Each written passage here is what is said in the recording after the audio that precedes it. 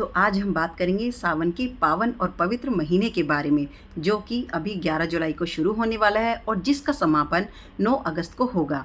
तो इस महीने की इतनी महत्वता क्यों है, क्यों इसे इतना ज़रूरी, इतना अच्छा, इतना प्रिय माना जाता है भगवान शिव जी का।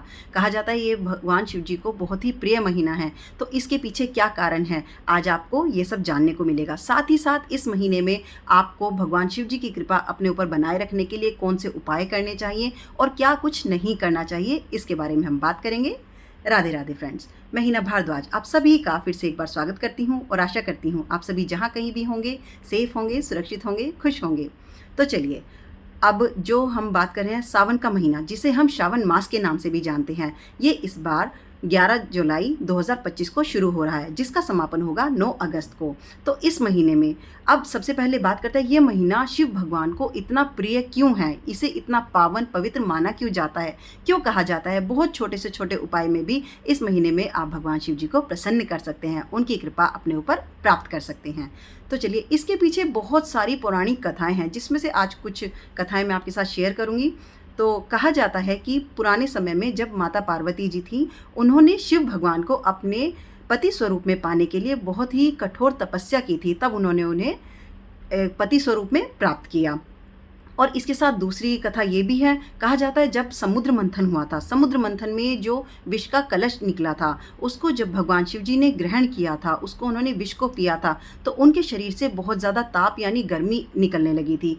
तो सभी देव देवताओं ने मिलकर उनको ठंड पहुंचाने के लिए, उन पर मतलब उनके लिए एक तरह से आप कहेंगे एक सपोर्ट के लिए उनको उन पर जल अर्पित किया था। तो इसीलिए ये जो महीना है, इसमें बहुत ज़्यादा बारिश होती है, तो ये शिव जी को बहुत ही प्रिय माना जाता है। और एक कथा और भी है, जिसमें कहा जाता है कि इसी महीने में, श्रावण मास के महीने में ही भगवान शिव अपने ससुराल जाया करते थे, जिसमें उन्हें बहुत ज़्यादा सम्मान प्रेम प्राप्त होता था, स्वागत होता था उनका बहुत अच्छा। तो इसीलिए उन्हें ये महीना बहुत ही प्रिय माना जाता है। इसीलिए कहा जाता है कि इस महीने में जब भगवान इतने मतलब शांत रहते हैं, खुश रहते हैं, आप थोड़े से भी एफर्ट्स लगाकर भगवान शिव की कृपा खुद पर पा सकते हैं, अपने जीवन में सुख समृद्धि ला सकते हैं। वैसे भी कहा जाता है भगवान शिव को भोले के नाम से भी जाना जाता है, क्योंकि वो बहुत ही भोले हैं। आपके छोटे से छोटे एफर्ट से, सिर्फ उनका नाम लेने से भी वो आप पर अपनी कृपा हमेशा बनाए रखते हैं, इसीलिए उन्हें भोले कहा जाता है। तो बात करते हैं आपको सावन के महीने में क्या करना है, जिससे आप पर भगवान शिव की कृपा सदा बनी रहे। तो आपको बहुत ही छोटे उपाय बताऊंगी, लेकिन बहुत ही सटीक होंगे। तो आपको क्या करना है, सुबह स्नान आदि करके आपको सिर्फ और सिर्फ शिवालय जाना है।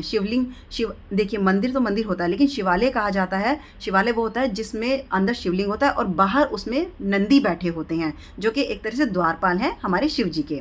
तो उसे प्रॉपर शिवालय कहा जाता है। तो आपको किसी भी शिवालय जाना है और वहाँ पर शिव जी को, शिवलिंग पर आपको जल अर्पित करना है। उस जल में तांबे का लोटा होगा, उसमें जल होगा, उसमें आप थोड़े से अक्षत और काले तिल डाल सकते हैं। इससे आप पर भगवान शिव की कृपा बनी रहेगी। साथ ही साथ आपको एक दीप प्रज्वलित करना है। उस दीप में आप उसे सरसों के तेल से, तिल के तेल से या घी से भी आप दीप प्रज्वलित कर सकते हैं। और वहाँ पर आप अगर बैठकर थोड़ी देर मंत्रों का उच्चारण करें, बहुत ही सिंपल सा, जिसे पंचाक्षरी मंत्र कहा जाता है, ओम नमः शिवाय का अगर आप जप करते हैं, तो आप यकीन मानिए आप पर भगवान शिव की असीम कृपा आपको प्राप्त होगी और आपके जीवन में आने वाली बाधाएं कम हो जाएंगी, आपको मन की शांति मिलेगी, आपकी लाइफ में पॉजिटिविटी आएगी।